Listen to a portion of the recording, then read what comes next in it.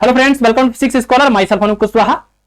तो ये है मास्टर बैच 2.0 का लेक्चर नंबर 47 और आज की इस क्लास का हमारा टॉपिक है Bohr's theory, emission absorption spectrum और वेक्टर एटम मॉडल।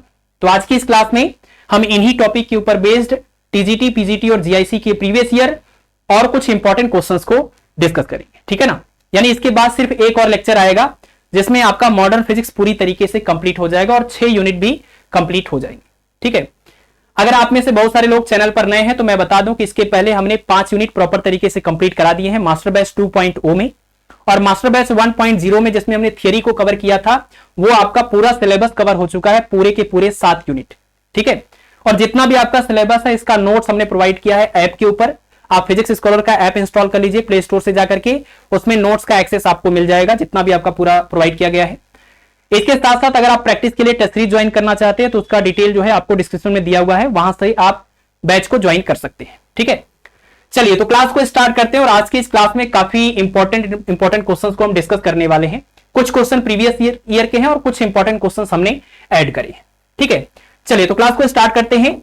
तो क्वेश्चन नंबर 1 में कह रहे हैं कि if R not is the radius of the first Bohr orbit in a hydrogen atom, the radius of the fourth orbit is given by.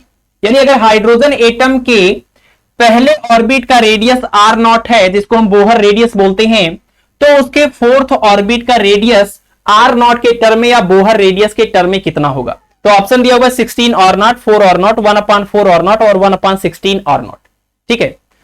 तो आपने पढ़ा हुआ है बोहर्स एटॉमिक मॉडल या बोहर की थियरी। तो बोहर की जो थियरी है वो आपको पता है सिर्फ और सिर्फ हाइड्रोजन लाइक एटम के लिए लागू होती है, हाइड्रोजन के लिए और हाइड्रोजन लाइक एटम के लिए लागू होती है। हाइड्रोजन लाइक एटम का मतलब जिसके पास सिर्फ एक इलेक्ट्रॉन हो। फॉर एग्जांपल अगर आप देखें हाइड्रोजन तो आपका है ही, इसके अलावा अगर हीलियम की बात करें तो इसके पास 2 इलेक्ट्रॉन है, एक इलेक्ट्रॉन रिमूव करेंगे तो ये आपका हाइड्रोजन लाइक एटम बन जाएगा।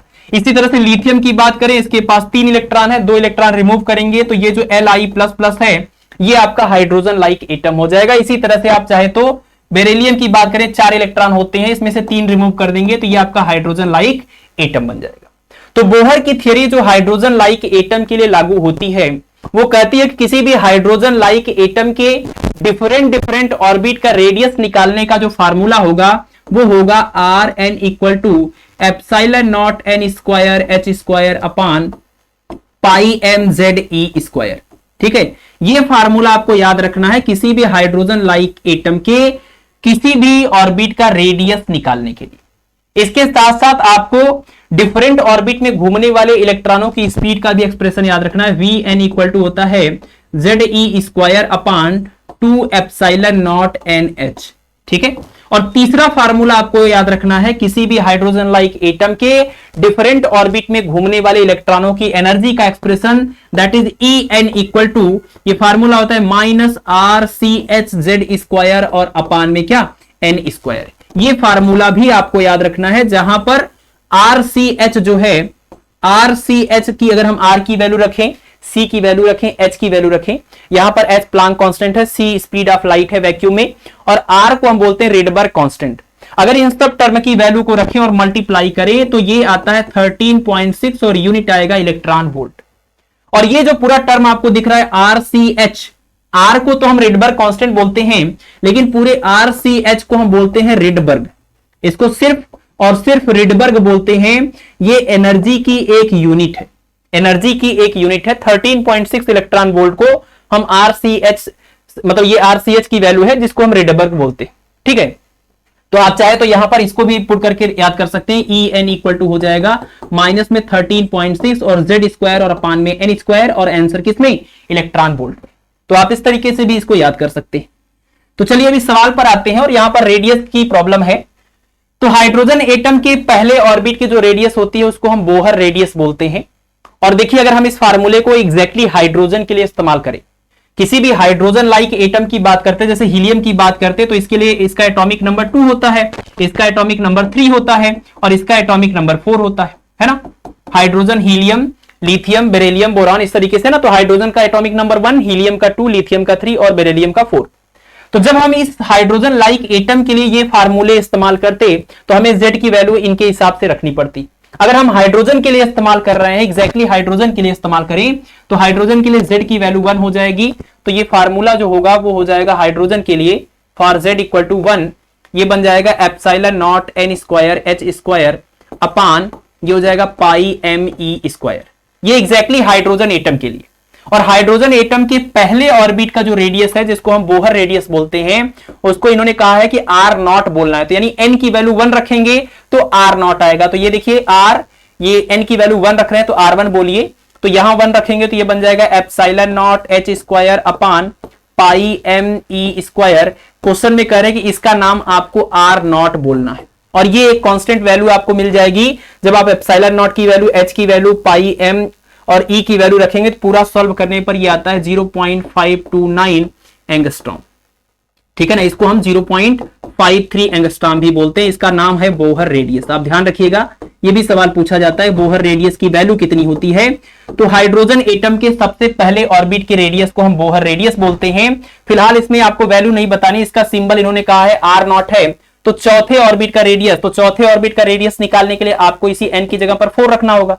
अभी आपने क्या रखा है, n की जगह पर 1, तो आपको ये आर नॉट मिला हुआ है। n की जगह पर 4 रखिए, n की जगह पर 4 रखेंगे तो R4 मिलेगा, और कितना हो जाएगा ये, यहां से ये हो जाएगा एप्सिलॉन नॉट, n की जगह पर 4 रखेंगे तो 4 का स्क्वायर 16 होगा, 16 होगा, उसके अलावा h स्क्वायर होगा और बाकी पाई एम ई स्क्वायर। और इस 16 को छोड़ करके आप देखिए जितना भी टर्म दिख रहा है वो पूरा का पूरा ये टर्म है, ये वाला टर्म है जिसको आर नॉट बोला गया है। तो ये 16 और उसके साथ में ये पूरा आर नॉट हो जाएगा, तो 16 आर नॉट, ये फोर्थ ऑर्बिट का रेडियस हो जाएगा। तो हाइड्रोजन एटम के किसी भी ऑर्बिट का रेडियस अगर आपको निकालना है, साफ साफ दिख रहा है कि आर एन प्रोपोर्शनल टू क्या, एन स्क्वायर। तो आप चाहे तो यहां से रेशियो के फॉर्म में निकाल सकते हैं, यहां पर 1, यहां पर 1, यहां पर 4, यहां पर 4, इनका रेशियो आपस में ले लीजिएगा और जो R1 आएगा उसको R नॉट बोल दीजिएगा, है ना। यहां से ये बन जाएगा आपका R1 upon R2 is equal to N1 upon N2 का होल स्क्वायर। यहां 1 का मतलब 1 है और 2 की जगह पर फोर्थ ऑर्बिट है, 4 रख देंगे, सॉल्व कर लेंगे तो आपको मिल जाएगा 16 और नॉट, यानी ऑप्शन नंबर ए करेक्ट हो जाएगा। ठीक है, और आप देखिए ये तीनों के तीनों एक्सप्रेशन को याद रखिए, बहुत सारे सवालों में आपको इनकी और इनकी भी जरूरत पड़ेगी, तो इसके साथ साथ पैरेलल आप इसको याद करते चलिए। ठीक है, चलिए इसको नोट कर लीजिए, आगे बढ़ते हैं। नेक्स्ट क्वेश्चन लिखिए, क्वेश्चन नंबर 2।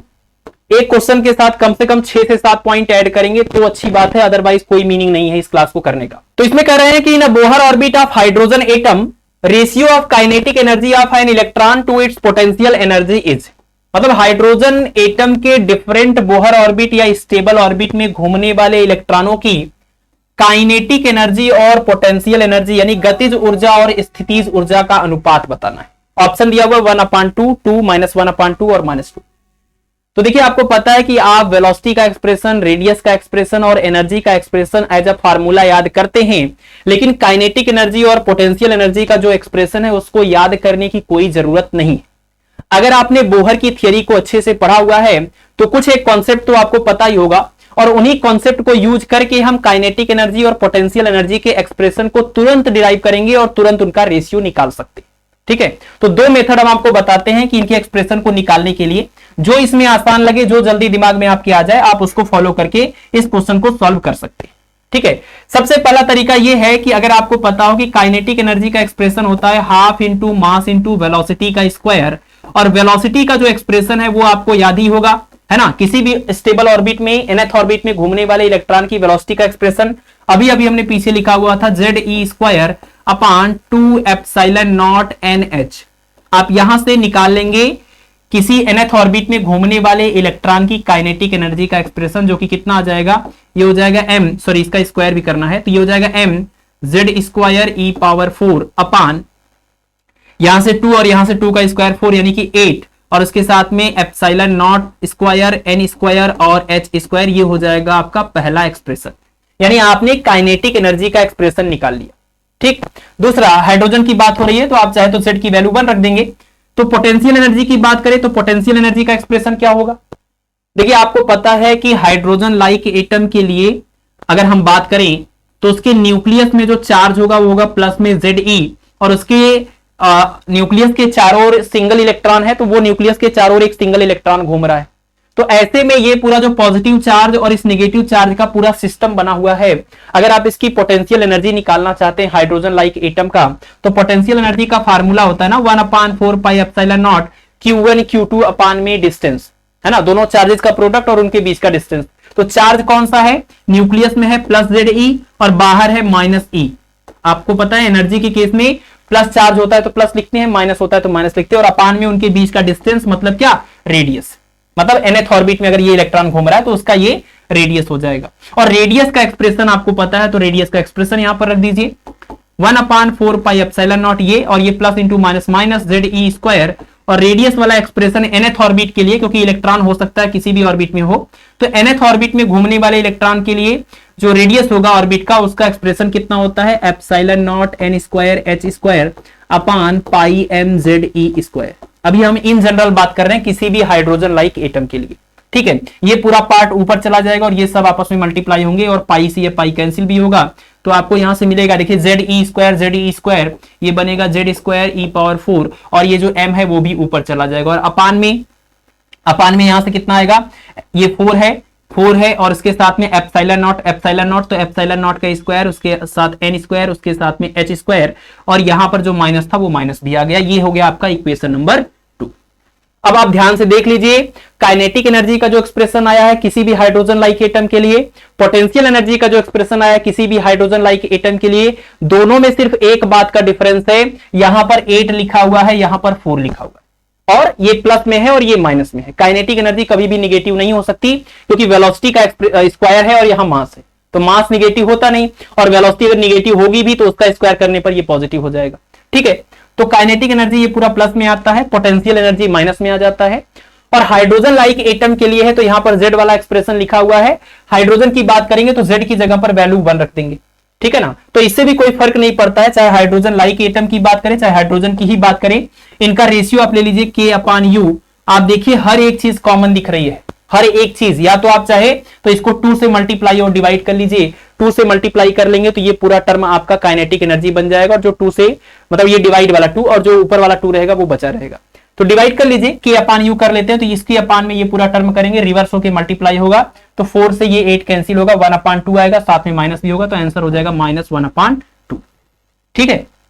तो यहां से आप काइनेटिक एनर्जी और पोटेंशियल एनर्जी का रेशियो निकाल सकते हैं। अगर कुछ भी नहीं सोच पाते हैं, सबसे सिंपल केस ये है, लेकिन इसके लिए आपको रेडियस वाला एक्सप्रेशन और ये वेलोसिटी वाला एक्सप्रेशन याद रखना होगा।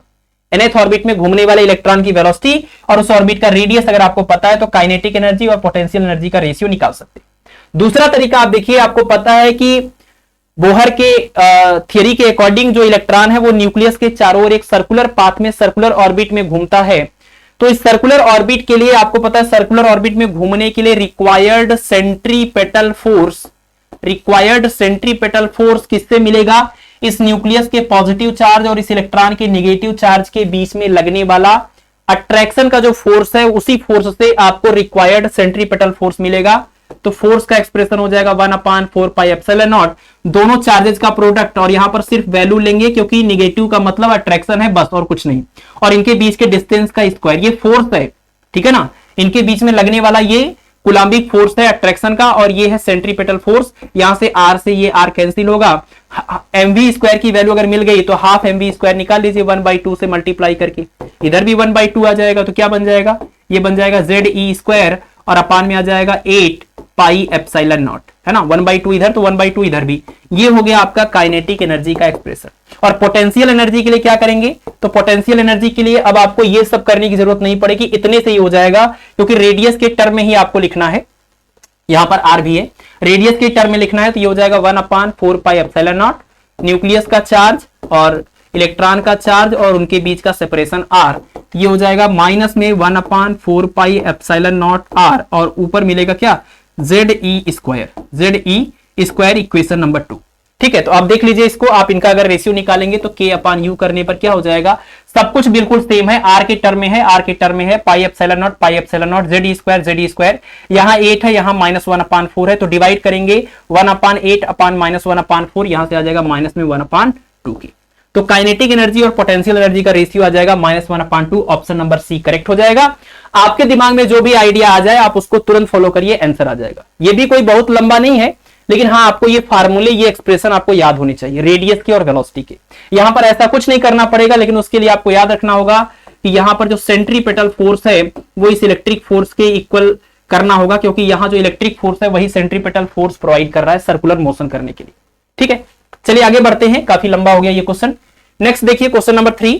क्वेश्चन नंबर 3 में कह रहे हैं कि energy required to excite a hydrogen like ion is 9 Rydberg, the radius of the first Bohr orbit of this ion will be.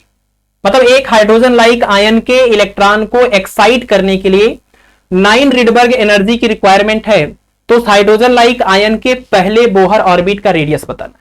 तो किसी भी हाइड्रोजन लाइक एटम या आयन के किसी भी ऑर्बिट का रेडियस का एक्सप्रेशन होता है R N equal to epsilon not an square H square upon pi M Z E square.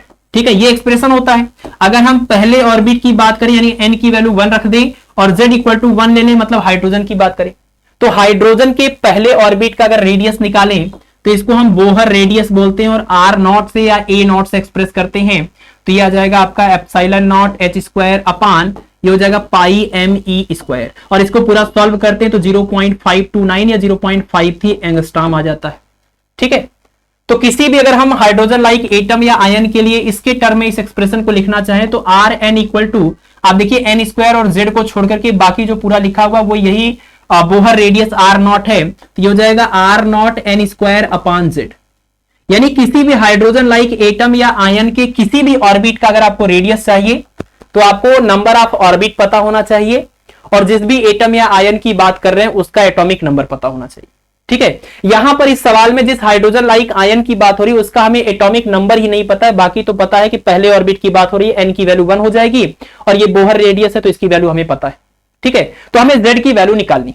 और सवाल में देखिए कि अगर ये हाइड्रोजन लाइक आयन है तो इसके पास सिर्फ एक इलेक्ट्रॉन होगा और सिर्फ एक इलेक्ट्रॉन होगा तो ग्राउंड स्टेट में कहां पर होगा, यानी n1 इक्वल टू 1 हो जाएगा, यानी जो इसका लोअर एनर्जी लेवल होगा वो हो जाएगा n1 इक्वल टू 1। और इस इलेक्ट्रॉन को एक्साइट करने की बात की जा रही है, लेकिन एक्साइटेड स्टेट का नंबर नहीं दिया हुआ है कि first excited state, second, third या फोर्थ कौन सा। तो इसका मतलब यह कि ग्राउंड स्टेट के ऊपर जो सबसे मैक्सिमम पॉसिबल एक्साइटेड स्टेट जिसको हम कह सकते हैं, यानी कि जिसको हम आयनाइज करना बोलते हैं, ठीक है ना, तो इससे ज्यादा एग्जैक्ट वर्ड ये होगा यहां पर कि आयनाइज लिखा होता, यानी कि अपर एनर्जी लेवल N2 की वैल्यू यहां पर इनफाइनाइट होगी। ठीक है ना, तो इलेक्ट्रॉन को इस ग्राउंड एनर्जी स्टेट से इस वाले एक्साइटेड स्टेट में पहुंचाने के लिए जितनी एनर्जी चाहिए वो है 9 रिडबर्ग, यानी E की वैल्यू गिवन है 9 रिडबर्ग का मतलब कि 9 RCH। ये जो RCH है इसी को रिडबर्ग बोलते हैं, ये एनर्जी का यूनिट है जिसकी वैल्यू है 13.6 इलेक्ट्रॉन वोल्ट। तो इतनी एनर्जी अगर हम देते हैं तो ये इलेक्ट्रॉन जो इसके पास है वो फर्स्ट स्टेट से ये इनफाइनाइट वाले स्टेट में चला जाता है। ठीक है, तो आपको यहां से कुल मिलाकर के Z की वैल्यू निकाल के यहां पर रखना है। देखिए आपके पास फार्मूला है, आपको पता है कि अगर एनर्जी स्टेट ये लोअर एनर्जी स्टेट E1 है और अपर एनर्जी स्टेट E2 है, तो बोहर की जो फ्रीक्वेंसी कंडीशन आपने पढ़ा हुआ है कि जब ये हायर एनर्जी स्टेट से लोअर एनर्जी स्टेट में कोई इलेक्ट्रॉन जाता है तो जो एनर्जी ये यहां से इमिट करता है वो एनर्जी कितनी, जो फोटोन ये इमिट करता है उस फोटोन की एनर्जी जो h न्यू है वो कितनी होती है, इन दोनों की एनर्जी के डिफरेंस के इक्वल, यानी E2 माइनस E1 is equal to h nu. इसको आप कह सकते हैं hc अपान लैम्डा। यानी कि हायर एनर्जी स्टेट से लोअर एनर्जी स्टेट में जाने के लिए जो एनर्जी इमिट करता है वो है hc अपान लैम्डा। इसका उल्टा भी पॉसिबल है कि अगर यहां से यहां जाना हुआ तो जो एनर्जी चाहिए वो इतना ही एनर्जी चाहिए, इतनी एनर्जी जो आएगी कैलकुलेट करने के बाद इतनी एनर्जी आप इसको देंगे तो इलेक्ट्रॉन जो है वो यहां से एक्साइटेड होकर के यहां पर जाएगा। ठीक है, तो इसका मतलब ये कि जो फार्मूला हमें पता है कि ऊपर से नीचे आने पर मतलब जो इमिशन होता है उसके केस में हमने पढ़ा हुआ 1 upon lambda is equal to R Z square और 1 अपान N1 स्क्वायर माइनस में 1 अपान N2 स्क्वायर। मतलब जब लोअर एनर्जी लेवल से अपर एनर्जी लेवल में कोई इलेक्ट्रॉन जाता है तो लौटते टाइम जो एनर्जी वो इमिट करता है उस एनर्जी के वेवलेंथ का ये एक्सप्रेशन है ना, उसके करस्पॉन्डिंग जो वेवलेंथ आएगा उसका ये एक्सप्रेशन है। लेकिन हमें एनर्जी निकालना है तो एक काम करिए, आप H और C से मल्टीप्लाई करिए, तो HC अपान लैम्डा, यहां पर भी HC मल्टीप्लाई करेंगे तो RHC या RCH बोल दीजिए और इसके साथ में आएगा Z स्क्वायर और यहां पर आ जाएगा 1 अपान लोअर एनर्जी स्टेट और 1 अपान ये अपर एनर्जी स्टेट। ठीक है ना, तो ये देखिए अब HC अपान लैम्डा का मतलब क्या, ये एनर्जी है, एनर्जी नहीं बल्कि एनर्जी का डिफरेंस है, इन दोनों एनर्जी लेवल का डिफरेंस है। तो यही दोनों एनर्जी लेवल का डिफरेंस ही तो हमें निकालना, यानी HC अपान लैम्डा ही तो हमें निकालना है जिसकी वैल्यू हमें यहां गिवन है एक्चुअल में 9 RCH। तो ये वैल्यू आप रख दीजिए 9RCH। इन दोनों की एनर्जी का डिफरेंस यहां से यहां ले जाने के लिए जो एनर्जी चाहिए वो उतनी होती है जितनी यहां से यहां पर आने पर मिलती है। तो इन दोनों की एनर्जी का जो डिफरेंस है वही दिया हुआ है 9 रिडबर्ग, यानी 9RCH इज इक्वल टू ये RHC Z स्क्वायर और 1/N1 की जगह पर रखिए 1, lower energy state N1 equal to 1 और अपर एनर्जी स्टेट आयनाइज करने की बात हो रही है 0 हो जाएगा, इनफाइनाइट हो जाएगा तो 1/इनफाइनाइट करेंगे 0, 1/1 करेंगे 1 और यहां से देखिए RCH से RCH cancel, Z square equal to 9 तो Z की वैल्यू आ जाएगी 3। यानी कि ये जो आपका हाइड्रोजन लाइक आयन है उसका एटॉमिक नंबर 3 है और एटॉमिक नंबर अगर आपको मिल गया यहां पर 3 रख देंगे तो ये R0 की वैल्यू 0.53 और N पहले ऑर्बिट की बात हुई तो N की वैल्यू 1 और अपान में Z की वैल्यू 3, इससे आप डिवाइड कर दीजिए, पूरा आंसर आपको एंगस्ट्रॉम में मिल जाएगा। ठीक है, कितना आ जाएगा ये 3 एकम 3 हो जाएगा, 2 आ जाएगा, 3 सतह 21 हो जाएगा, फिर 3 त्रिका 9 हो जाएगा, इतना एंगस्ट्रॉम 0.173 एंगस्ट्रॉम, तो 0.176 दिया हुआ है तो ये आंसर करेक्ट हो जाएगा। ठीक है ना, ये आंसर करेक्ट हो जाएगा ऑप्शन नंबर सी। बस आपको इतना ध्यान रखना है कि लोअर एनर्जी लेवल से अपर एनर्जी लेवल में जाने के लिए जो एनर्जी चाहिए वो बिल्कुल उतना ही होता है जितना यहां से यहां वापस आने पर एनर्जी इमिट होता है।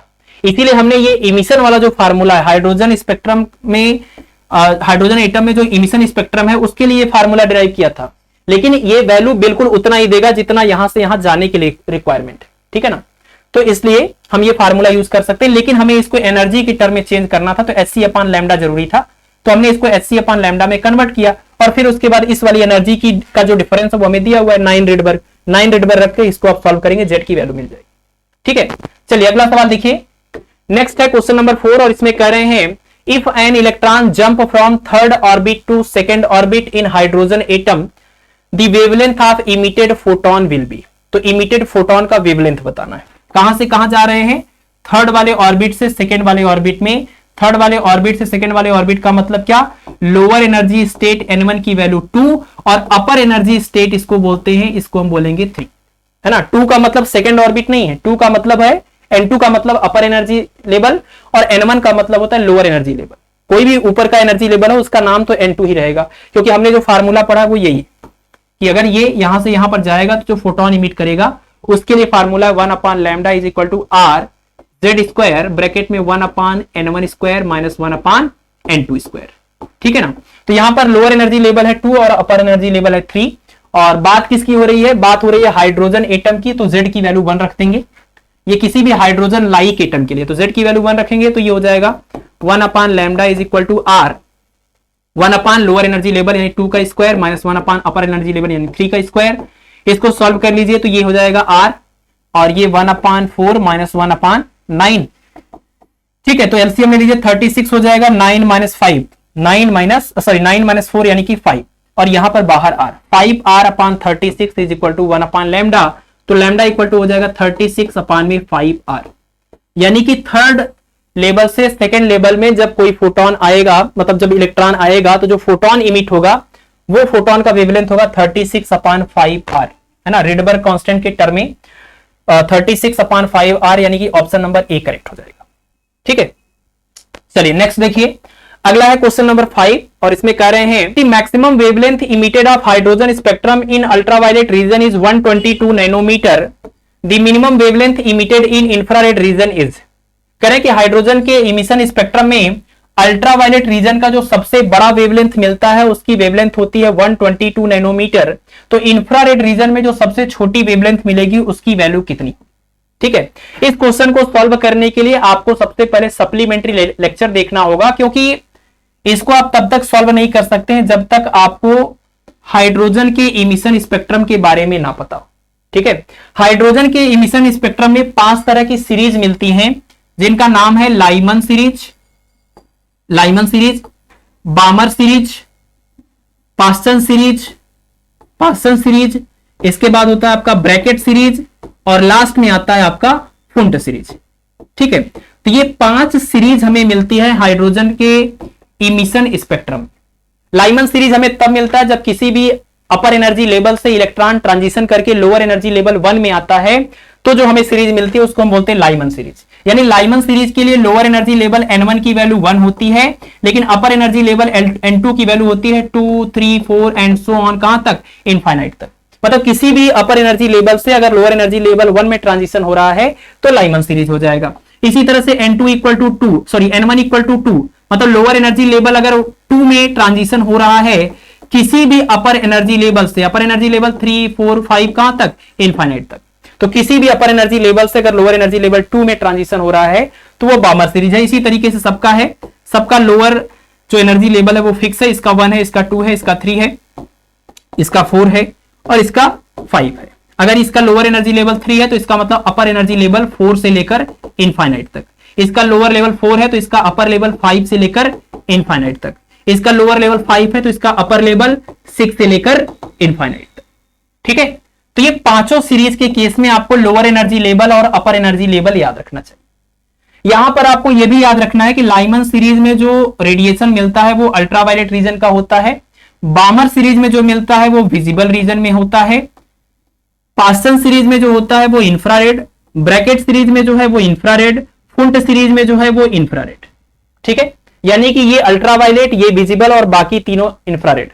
और ये इंफ्रारेड में भी एक चीज याद रखना है कि पास्टन सीरीज में जो इंफ्रारेड रेडिएशन मिलता है उसका जो वेवलेंथ होता है उससे ज्यादा ब्रैकेट सीरीज के इंफ्रारेड का रेडिएशन का वेवलेंथ होता है, और उससे भी ज्यादा वेवलेंथ होता है आपके फुंट सीरीज में मिलने वाले इंफ्रारेड रेडिएशन का। तो एक तरह से देखा जाए भले ये तीनों के तीनों इंफ्रारेड रीजन में आते हैं लेकिन इनका वेवलेंथ का जो रेंज है वो लगातार बढ़ रहा है। और दूसरी बात, अगर आप ऊपर से पूरा देखें तो ये वेवलेंथ का इंक्रीजिंग ऑर्डर ही है, क्योंकि ये अल्ट्रावायलेट है, ये विजिबल है और उसके बाद ये इंफ्रारेड है, और इंफ्रारेड में भी इंक्रीजिंग ऑर्डर है। और आपको पता है, आपने प्रिज्म के केस में ये पढ़ा हुआ है, डिस्पर्सन ऑफ लाइट जब हम पढ़ते हैं तो डिस्पर्सन ऑफ लाइट में सबसे नीचे वायलेट और सबसे ऊपर हमें रेड मिलता है, और वायलेट से रेड की तरफ जब हम जाते हैं तो वेवलेंथ का इंक्रीजिंग ऑर्डर होता है, मतलब ये वेवलेंथ इधर से इधर बढ़ रहा है। ठीक है ना, तो ये वायलेट से रेड तक लेकर के ये पूरा हमारा विजिबल लाइट है, तो ये पूरा विजिबल लाइट है, और रेड के ऊपर होता है हमारा इंफ्रारेड और वायलेट के नीचे होता है हमारा अल्ट्रावायलेट। तो अगर वायलेट से रेड की तरफ अगर वायलेट से रेड की तरफ आपका वेवलेंथ बढ़ रहा है, इसका मतलब अल्ट्रावायलेट से इंफ्रारेड की तरफ वेवलेंथ बढ़ रहा है, तो ये है वेवलेंथ का इंक्रीजिंग ऑर्डर। ठीक है, पहली बात। दूसरी बात, यहां पर लाइमन सीरीज में जो आपको अल्ट्रावायलेट रीजन का रेडिएशन मिलता है उसका जो वेवलेंथ का रेंज होता है, अगर आप मिनिमम से मैक्सिमम वेवलेंथ कैलकुलेट करना चाहते हैं तो अगर मिनिमम वेवलेंथ अगर आपको चाहिए तो आपको N2 की सबसे छोटी वैल्यू लेनी होगी, आपको N2 की सबसे छोटी वैल्यू लेनी होगी तो आपको लैम्डा मैक्सिमम मिलेगा। अगर आप N2 की सबसे बड़ी वैल्यू लेंगे तो लैम्डा की सबसे छोटी वैल्यू मिलेगी, और इसी को हम सीरीज लिमिट भी बोलते हैं। जब हम N2 की वैल्यू इनफाइनाइट लेते हैं इस कंडीशन को हम सीरीज लिमिट भी बोलते हैं। सभी के सभी 5 केस में N2 की वैल्यू जब इनफाइनाइट लिया जाएगा तो ये सीरीज लिमिट हो जाएगा, लाइमन का, बामर का, पास्टन का। ठीक है ना, यहां पर भी अगर हमें लैम्डा की मतलब विजिबल रीजन में जो सबसे छोटी वेवलेंथ हमें मिल रही है वो अगर लेना है तो हम ये ले लेंगे लैम्डा मिनिमम के लिए, और अगर सबसे बड़ी वेवलेंथ हमें चाहिए तो हमें N2 की सबसे छोटी वैल्यू लेनी पड़ेगी। ये चीज आपको ध्यान रखना है पांचों ही केस में।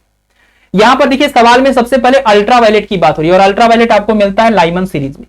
तो लाइमन सीरीज में अल्ट्रावायलेट रेडिएशन मिलता है, और उस अल्ट्रावायलेट रेडिएशन का जो रेंज है लैम्डा मिनिमम से लेकर लैम्डा मैक्सिमम तक, तो लैम्डा मिनिमम निकालने के लिए आपको N2 की वैल्यू इनफाइनाइट लेनी होगी, N1 की वैल्यू 1, और लैम्डा मैक्सिमम निकालने के लिए N2 की वैल्यू 2 लेनी होगी और N1 की वैल्यू 1। तो सवाल में अल्ट्रावायलेट रीजन का सबसे बड़ा वेवलेंथ अगर आपको दिया हुआ है तो सबसे बड़ा वेवलेंथ निकालने के लिए N2 की वैल्यू 2 और N1 की वैल्यू 1 लेनी पड़ेगी। ठीक है, तो केस नंबर 1 में जब अल्ट्रावायलेट रीजन की बात हो रही है यहां पर आप N1 की वैल्यू 1 रखेंगे और N2 की सबसे छोटी वैल्यू 2 रखेंगे, तो जाकर के आपको लैम्डा सबसे मैक्सिमम मिलेगा, जो कि यहां दिया हुआ है 122 नैनोमीटर। और ये लाइमन सीरीज है तो आप इसके लिए फार्मूला यूज करेंगे 1 upon lambda is equal to R, bracket में होता है 1 अपान N1 स्क्वायर माइनस में 1 अपान N2 स्क्वायर। N1 और N2 की वैल्यू रखिए तो R 1 अपान यहां पर हो जाएगा 1 की वैल्यू, यहां पर N1 की वैल्यू 1, तो 1 का स्क्वायर माइनस में 1 अपान यहां पर 2 का स्क्वायर, कितना हो जाएगा 1 माइनस 1 अपान 4 यानी कि 3 अपान 4। तो 1 upon lambda is equal to हो जाएगा 3R अपान में 4। तो यहां से हम चाहे तो निकाल सकते हैं किसकी वैल्यू, R की वैल्यू, और R की वैल्यू कितनी हो जाएगी, R की वैल्यू हो जाएगी 4 अपान 3 लैम्डा।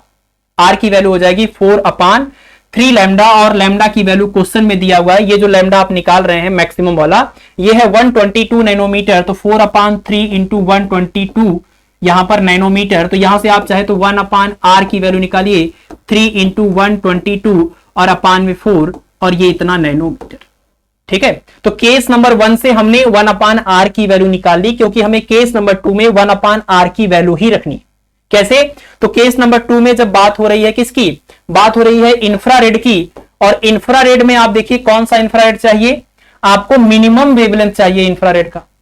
तो इंफ्रारेड तो हमें तीनों ही केस में मिलते हैं, लेकिन इन तीनों ही केस में सबसे कम वेवलेंथ वाला जो इंफ्रारेड मिलता है वो हमें पासन सीरीज में मिलता है।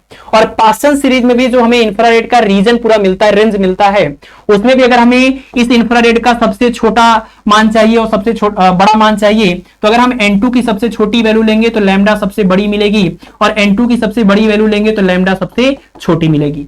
तो हमें इंफ्रारेड की सबसे छोटी वेवलेंथ चाहिए, तो इन तीनों में से हमें पासन में जाना होगा, और पासन में भी N2 की वैल्यू इनफाइनाइट लेनी होगी। ठीक है, तो यहां से हम सॉल्व करेंगे 1/λ is equal to r 1/n1 square. तो पासन सीरीज में n1 की वैल्यू 3, तो 1/3 का स्क्वायर 9 माइनस 1/n2 स्क्वायर, और लैम्डा मिनिमम के लिए n2 इनफाइनाइट 1/इनफाइनाइट स्क्वायर यानी कि 1/इनफाइनाइट, यानी कि ये कुल मिला के यहां पर हो जाएगा 0। और आपको किसकी वैल्यू निकालनी है, आपको निकालनी है लैम्डा की वैल्यू। तो लैम्डा इक्वल टू r/9, तो सॉरी 1/λ इक्वल टू r/9, तो लैम्डा इक्वल टू हो जाएगा 9/r। 9/r मतलब 9 इंटू 1/r, और 1/r की ये वाली जो वैल्यू हमने निकाली है यहां पर रख लीजिए, कितना 3 इंटू 122 और अपान में 4 और नैनोमीटर। और इसको आप पूरा सॉल्व कर लीजिए। सॉल्व करने के बाद जो यहां पर आपको आंसर मिल जाएगा वो हो जाएगा ऑप्शन नंबर बी, यानी कि 823 नैनोमीटर। एग्जैक्ट नहीं आएगा, अप्रोक्सीमेट उसकी आ जाएगा, तो ये आंसर करेक्ट हो जाएगा। ठीक है, क्लियर है? तो ये एक काफी बढ़िया सवाल था, क्वेश्चन नंबर आपका 5। अगला देखिए question number 6। If de Broglie wavelength associated with an electron is 5896 angstrom, then the kinetic energy of the electron will be. Rest mass of electron is 9.1 into 10⁻³ kilogram, और प्लांक कांस्टेंट की value given है। ठीक है, देखिए आपको पता है कि जब भी कोई बहुत छोटा सा पार्टिकल बहुत तेजी से मूव करता है तो उससे एसोसिएटेड एक वेव बनती है, जिसको हम डी ब्रॉगली वेव या मैटर वेव बोलते हैं। और हर वेव का अपना एक वेवलेंथ होता है, तो डी ब्रॉगली वेव या मैटर वेव का भी अपना एक वेवलेंथ होता है, जिसकी वैल्यू उन्होंने दिया हुआ है 5896 एंगस्ट्रॉम। तो आपको उस मैटर या उस इलेक्ट्रॉन की काइनेटिक एनर्जी बताए। ठीक है, तो इसका एक फार्मूला होता है डी ब्रॉगली वेवलेंथ के लिए, लैम्डा इज इक्वल टू होता है h अपान में p, जहां पर p क्या है, p है उस पार्टिकल का मोमेंटम जिससे एसोसिएटेड वेव का ये वेवलेंथ है। तो यहां पर बात इलेक्ट्रॉन की हो रही है, तो ये इलेक्ट्रॉन का मोमेंटम है। और आपको पता है मोमेंटम और काइनेटिक एनर्जी के बीच में एक रिलेशन होता है, काइनेटिक एनर्जी इक्वल टू होता है p स्क्वायर में अपान 2m। तो यहां से आप चाहे तो निकाल लें, p स्क्वायर की वैल्यू कितनी हो जाएगी, ये हो जाएगा 2m के, और आप इसका स्क्वायर कर दीजिए तो ये हो जाएगा lambda square equal to h square और अपान में p स्क्वायर।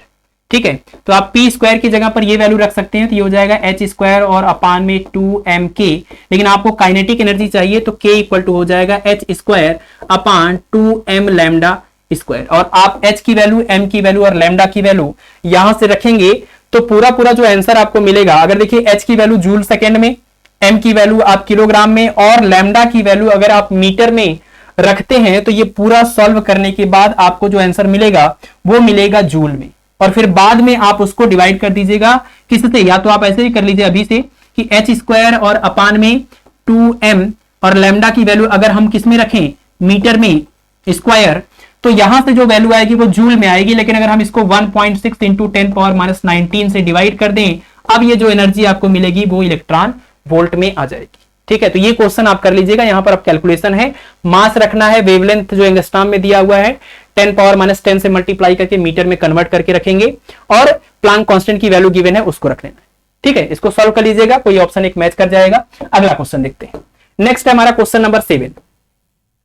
इसमें कह रहे हैं कि a photon of energy 16 electron volt ionizes the hydrogen atom in ground state, the kinetic energy ejected from the kinetic energy of electron ejected from the atom will be. ठीक है, अगर 16 electron volt energy का photon हम incident करते हैं hydrogen atom के ऊपर, और वो क्या कर देता है, इस हाइड्रोजन एटम को जो कि ग्राउंड स्टेट में था, ग्राउंड स्टेट में मतलब कि हाइड्रोजन एटम का जो इलेक्ट्रॉन था वो energy level n equal to 1 में था, उसको ये आयनाइज कर देता है।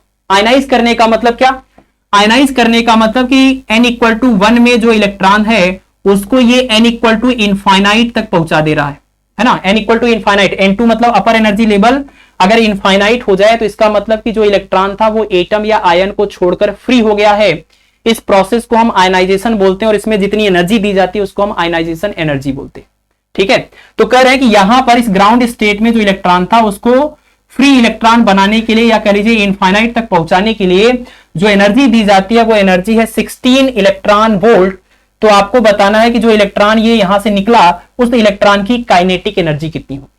तो सबसे पहली बात यह है कि इस इलेक्ट्रॉन की अगर आप एनर्जी पता करें कि हाइड्रोजन के ग्राउंड स्टेट में या पहले एनर्जी लेवल में जो इलेक्ट्रॉन है उसकी एनर्जी कितनी है, तो हाइड्रोजन के किसी भी एनर्जी स्टेट में एनर्जी की वैल्यू निकालने के लिए फार्मूला है 13.6 अपान में n स्क्वायर, जेड स्क्वायर भी होता है जिसकी वैल्यू हाइड्रोजन के लिए 1 हो जाएगी, इतना इलेक्ट्रॉन वोल्ट। और पहले ऑर्बिट में ग्राउंड स्टेट में n की वैल्यू आप 1 रखेंगे तो ये -13.6 इलेक्ट्रॉन वोल्ट हो जाएगा। मतलब जो इलेक्ट्रॉन को आप आयनाइज करने की बात कर रहे हैं एक्चुअल में उसकी इस टाइम एनर्जी है -13.6 इलेक्ट्रॉन वोल्ट। यानी इसको अगर आप फ्री कराना चाहते हैं तो इसको आपको इनफाइनाइट पर भेजना होगा, और इनफाइनाइट पर भेजने का मतलब आपकी इसकी एनर्जी को क्या करना चाह रहे हैं, आप इसकी एनर्जी को जीरो करना चाह रहे हैं। तो इनफाइनाइट पर भेजने के लिए या फ्री कराने के लिए इसको इतनी एनर्जी और देनी पड़ेगी प्लस में। अगर आप इसको 13.6 इलेक्ट्रॉन वोल्ट एनर्जी दे देंगे तो इसकी एनर्जी जीरो हो जाएगी, और एनर्जी जीरो होने का मतलब n की वैल्यू इनफाइनाइट हो जाएगी, यानी इलेक्ट्रॉन फ्री हो जाएगा।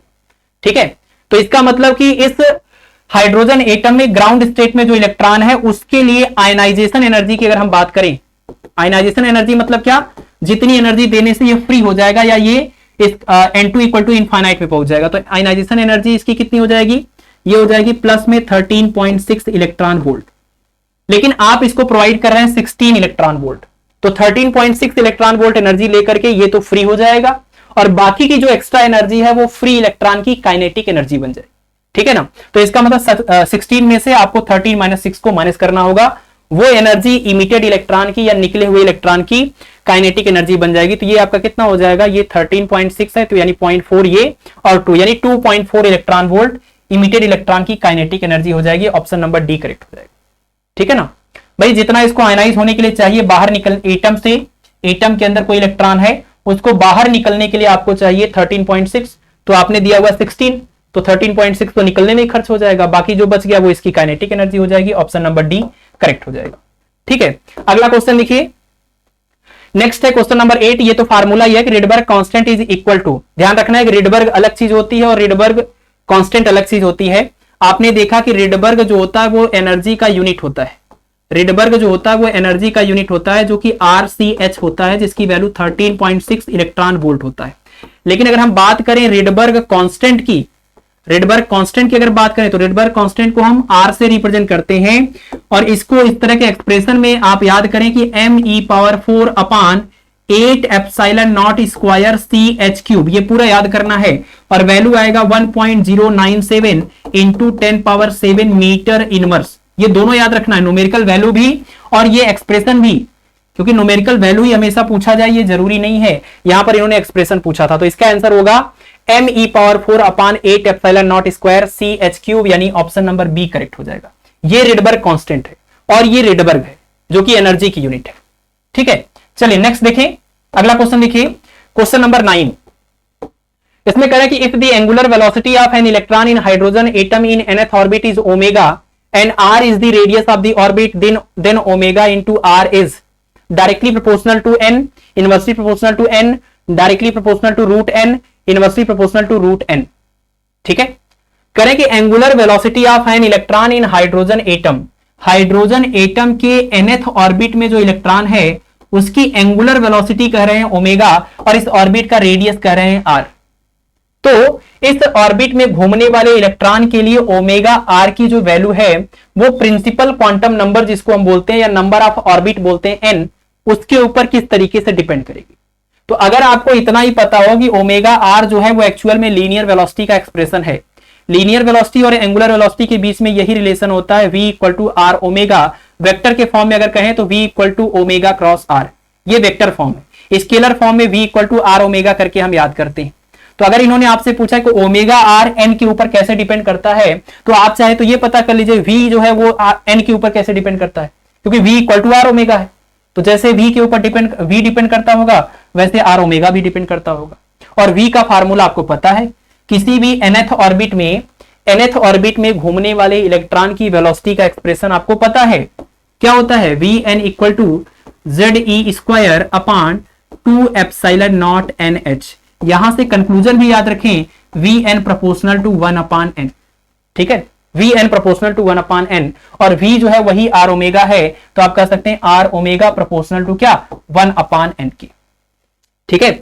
तो जो आपका v है लीनियर वेलोसिटी या फिर एंगुलर वेलोसिटी और r का मल्टीपल है, वो प्रिंसिपल क्वांटम नंबर n या नंबर ऑफ ऑर्बिट n के इनवर्सली प्रोपोर्शनल होता है। तो प्रोपोर्शनल टू 1 अपॉन n का मतलब क्या, inversely proportional to n, option number B correct हो जाएगा, ठीक। इसके साथ साथ ये वेलोसिटी के साथ साथ हमने बार बार बोला है कि आप रेडियस का एक्सप्रेशन और एनर्जी का एक्सप्रेशन भी याद कर लीजिए। रेडियस के लिए क्या है, ये है epsilon not an square H square upon pi M Z E square, बार बार लिखेंगे तभी याद होगा, अदरवाइज ये काफी कंफ्यूजिंग है।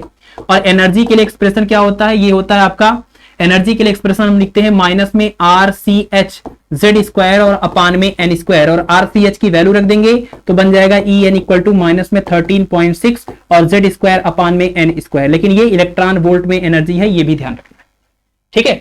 चलिए आगे बढ़ते हैं, अगला सवाल देखते हैं। नेक्स्ट है हमारा क्वेश्चन नंबर 10। क्वेश्चन नंबर 10 में कह रहे हैं कि if the wavelength of first member of बामर series is 6563 angstrom, the wavelength of the first member of the Lyman series will be. कह रहे हैं कि बामर सीरीज के पहले मेंबर की वेवलेंथ है 6563 एंगस्ट्रॉम, तो लाइमन सीरीज के पहले मेंबर की वेवलेंथ कितनी होगी, ठीक है। तो आसान सा सवाल है, आपको पता है पांचों सीरीज के बारे में आपने पढ़ा हुआ है। अगर किसी भी हायर एनर्जी लेवल से इलेक्ट्रॉन लोअर एनर्जी लेवल 1 में जाता है तो इस तरह की सीरीज को हम बोलते हैं लाइमन सीरीज। ये देखिए, ये 2 से 1 में जाए, 3 से 1 में जाए, 4 से 1 में जाए, ये लाइमन सीरीज। और किसी भी एनर्जी लेवल से अगर एनर्जी लेवल 2 में वो जा रहा है तो इसको हम बोलते हैं बामर सीरीज, यानी ये 3 से 2 में जाए, 4 से 2 में जाए, 5 से 2 में जाए, ये बामर सीरीज हो जाएगी। तो लाइमन सीरीज के पहले मेंबर की अगर हम बात करें तो ये 2 से 1 में जाता है ना। दूसरे मेंबर की बात करें तो ये 3 से 1 में जाता है। बामर सीरीज के पहले मेंबर की बात करें तो इसका मतलब बामर सीरीज की जो पहला मेंबर है इसको हम बोलते हैं, बामर सीरीज के पहले मेंबर की बात करें तो ये 3 से 2 में जाता है, ठीक है। तो सवाल यही दिया हुआ कि बामर सीरीज का जो पहला मेंबर है इसकी वेवलेंथ दी हुई है 6563 एंगस्ट्रॉम। तो अगर हम इसके लिए फार्मूला इस्तेमाल करें 1 upon lambda is equal to R, bracket में 1 अपान लोअर एनर्जी लेवल का square minus upper energy level का स्क्वायर, और बामर सीरीज के पहले मेंबर के लिए अपर एनर्जी लेवल 3 है और लोअर एनर्जी लेवल 2 है, तो आप यहां पर रख सकते हैं आर, ब्रैकेट में लोअर एनर्जी लेवल 2 का स्क्वायर और अपर एनर्जी लेवल 3 का स्क्वायर, 1 अपान 4 माइनस 1 अपान 9, यानी कि 9 माइनस 4 यानी 5/36, कितना मिल गया, 1 upon lambda is equal to 5r upon 36। और आप चाहे तो यहां से r की वैल्यू निकाल सकते हैं।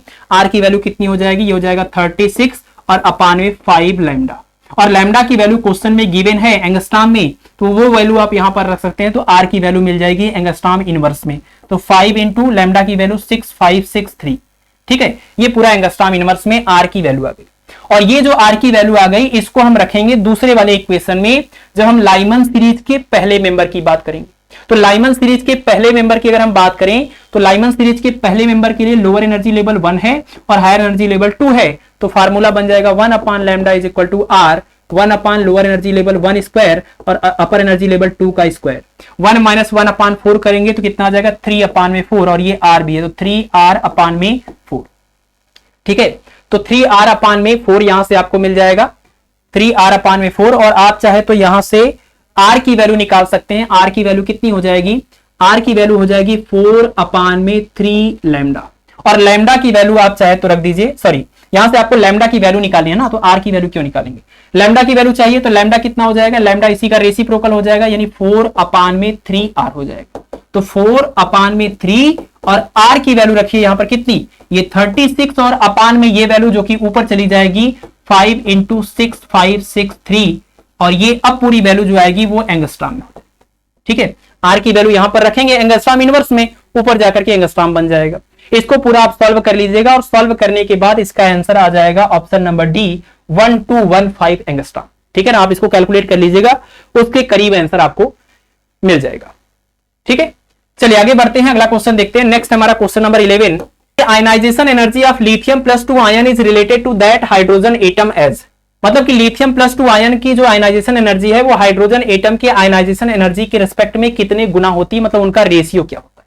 तो आयनाइजेशन एनर्जी आप जानते हैं, आयनाइजेशन एनर्जी का मतलब कि किसी भी इलेक्ट्रॉन को पूरी तरह से एटम से फ्री कराने के लिए जितनी एनर्जी देने की जरूरत होती है उसको हम बोलते हैं उसकी आयनाइजेशन एनर्जी।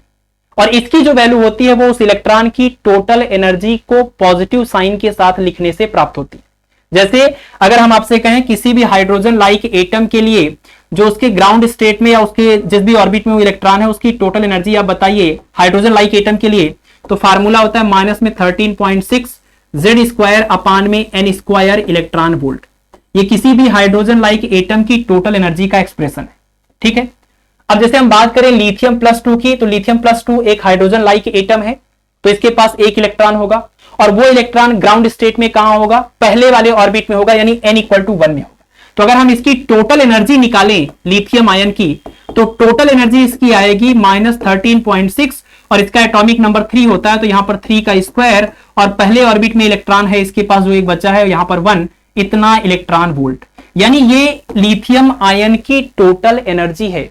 और आयनाइजेशन एनर्जी का मतलब कि जितना एनर्जी और देने से ये फ्री हो जाएगा, ये इलेक्ट्रॉन फ्री हो जाएगा। तो इलेक्ट्रॉन को फ्री कराने के लिए उसकी टोटल एनर्जी कम से कम 0 होनी चाहिए या कोई भी पॉजिटिव वैल्यू होनी चाहिए। तो अगर इतना माइनस में है तो इसको कम से कम जो एनर्जी हम देंगे फ्री कराने के लिए इलेक्ट्रॉन को, वो इसी वैल्यू को हम प्लस में लिखेंगे तो आ जाएगा। तो ये एक्चुअल में प्लस कर दिया, ये हो गया लिथियम आयन का आयनाइजेशन एनर्जी। ठीक है ना, इतना एनर्जी हम दे देंगे तो माइनस में इतनी थी प्लस में इतना होकर के टोटल 0 हो जाएगा, इलेक्ट्रॉन फ्री हो जाएगा। हाइड्रोजन एटम के लिए अगर इसी एक्सप्रेशन से निकालें, इसकी वैल्यू 1 इसकी वैल्यू 1 रखेंगे तो माइनस 13.6 आ जाएगा। और बात अगर हम हाइड्रोजन एटम के आयनाइजेशन एनर्जी की करें तो माइनस को भी प्लस करेंगे यहां पर, तो ये कितना हो जाएगा E = प्लस में 13.6 इलेक्ट्रॉन वोल्ट। और इनका रेशियो लेना है तो लिथियम का आयनाइजेशन एनर्जी और हाइड्रोजन का आयनाइजेशन एनर्जी रेशियो लेंगे, ये पूरा कैंसिल हो जाएगा, ये आ जाएगा 9 और अपान में 1, यानी आंसर हो जाएगा 9:1, ऑप्शन नंबर ए करेक्ट हो जाएगा। ठीक है ना, तो बस इतना ध्यान रखना है, आयनाइजेशन एनर्जी का मतलब वो मिनिमम एनर्जी जिसको देने से इलेक्ट्रॉन फ्री हो जाए एटम को छोड़ करके, उसको हम आयनाइजेशन एनर्जी बोलते हैं। और जितना इसके लिए पोटेंशियल प्रोवाइड किया जाता है एक्सीलरेट करने के लिए, एनर्जी प्रोवाइड करने के लिए, उसको हम आयनाइजेशन पोटेंशियल बोलते हैं। ठीक है, Bohr radius of hydrogen atom is, hydrogen atom का जो बोहर रेडियस होता है उसका कौन सा एक्सप्रेशन इसमें से सही है। तो आपको पता है कि Rn = फार्मूला होता है ε0 n² अपान पाई m ZE²। और बोहर रेडियस का मतलब कि हाइड्रोजन के पहले ऑर्बिट का रेडियस, यानी कि हाइड्रोजन की बात हो रही तो Z की वैल्यू 1 और पहले ऑर्बिट की बात हो रही तो n की वैल्यू भी 1, तो आंसर आएगा बोहर रेडियस के लिए ε0h² अपान पाई me², जो कि यहां पर कहीं नहीं दिया हुआ है। इसका मतलब इसका आंसर हो जाएगा ऑप्शन नंबर डी। इसमें से कोई भी एक्सप्रेशन बोहर रेडियस को एक्सप्रेस नहीं कर रहा है। ठीक है, चलिए अगला सवाल देखिए। नेक्स्ट हमारा क्वेश्चन नंबर 13, इसमें कह रहे हैं कि according to Bohr's theory the radius of electron in an orbit described by principal quantum number n and atomic number z is proportional to. मतलब प्रिंसिपल क्वांटम नंबर n और atomic number z के ऊपर किसी भी orbit का जो radius होता है, किसी भी ऑर्बिट में घूमने वाले इलेक्ट्रॉन का जो रेडियस होता है वो प्रिंसिपल क्वांटम नंबर n और एटॉमिक नंबर z के ऊपर कैसे डिपेंड करता है। फिर से वही फार्मूला है रेडियस का, फिर से वही फार्मूला है ε0 n² अपान पाई m ZE²। ये फार्मूला ही होता है इन जनरल। इसमें से अगर हम n और z की बात करें तो ये अलग अलग इलेक्ट्रॉनों के मतलब एटम के केस में या आयन के केस में अलग अलग हो सकता है। अलग अलग ऑर्बिट की बात करेंगे तो n की वैल्यू अलग अलग होगी, और अलग अलग एटम अगर हमने लिया है तो उसके लिए एटॉमिक नंबर z की वैल्यू भी अलग अलग आएगी। तो n और z को छोड़ करके बाकी पूरा जो दिख रहा है वो कांस्टेंट है, ε0h² अपान पाई me², ये पूरा कांस्टेंट है। साफ साफ पता चल रहा है कि जो रेडियस होता है वो n² अपान z के डायरेक्टली प्रोपोर्शनल होता है। ठीक है ना, तो बोहर की थियरी के अकॉर्डिंग किसी भी हाइड्रोजन लाइक एटम के लिए जो उसके पास जो इलेक्ट्रॉन होता है उसका जो रेडियस होता है वो n² अपान z के डायरेक्टली प्रोपोर्शनल होता है। ऑप्शन नंबर डी इस क्वेश्चन का करेक्ट हो जाएगा।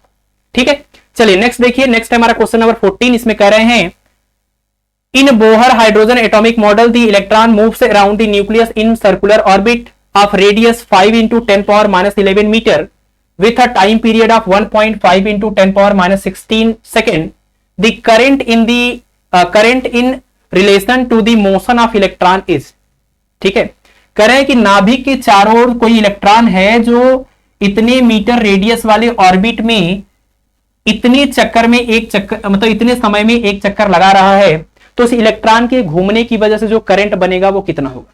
हमने इसको आपको करंट इलेक्ट्रिसिटी वाले भी टॉपिक में बताया था कि अगर न्यूक्लियस के चारों ओर कोई इलेक्ट्रॉन किसी ऑर्बिट में घूम रहा है, आपको पता है कि अगर इलेक्ट्रॉन घूम रहा है इसका मतलब चार्ज मूव कर रहा है, और चार्ज के मोशन से ही करंट बनता है। ठीक है, अब यहां पर अलग अलग चार्ज की बजाय एक ही चार्ज या एक ही इलेक्ट्रॉन है जो बार बार घूम रहा है, तो अगर ये इलेक्ट्रॉन जो है वो एक बार घूमेगा तो जितना इसका चार्ज होगा उतना चार्ज बना। लेकिन ऐसा भी हो सकता है कि यही इलेक्ट्रॉन एक सेकंड में कई बार घूमे, तो एक सेकंड में जितनी बार ये घूमेगा उतना चार्ज यहां से फ्लो करेगा, और एक सेकंड में जितना चार्ज फ्लो करता है उसी को हम करंट बोलते हैं। तो इस हिसाब से आप कह सकते हैं कि I इज इक्वल टू क्या, अगर हम करंट की बात करें तो करंट का एक्सप्रेशन हो जाएगा I इक्वल टू एक सेकंड में फ्लो होने वाला चार्ज। तो एक सेकंड में फ्लो होने वाला चार्ज, पहली बात तो चार्ज है स्मॉल e, और एक सेकंड में कितनी बार घूम रहा है उसको हम बोलते हैं फ्रीक्वेंसी f। तो I equal to f into e से आप निकाल सकते हैं करंट की वैल्यू, और f को 1/t बोलेंगे तो I इक्वल टू हो जाएगा E/t। मतलब जो करंट हमें मिलेगा वो हो जाएगा E/t। E मतलब कितना, 1.6 इंटू 10⁻⁻19 कूलम, और t मतलब टाइम पीरियड, मतलब एक चक्कर पूरा करने में लगा समय, 1.5 इंटू 10⁻⁻16।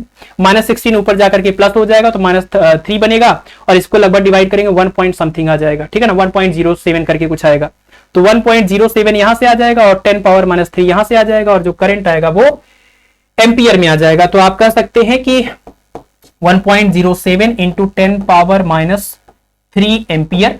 लेकिन यहां पर हाँ ठीक है, यहां पर जो ऑप्शन दिया हुआ ऑप्शन नंबर डी मैच कर रहा है, तो 1.07 इंटू 10⁻³ एम्पियर।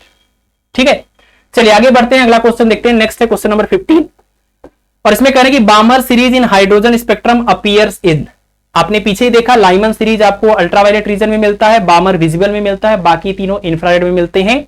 तो बामर सीरीज का आंसर हो जाएगा विजिबल रीजन।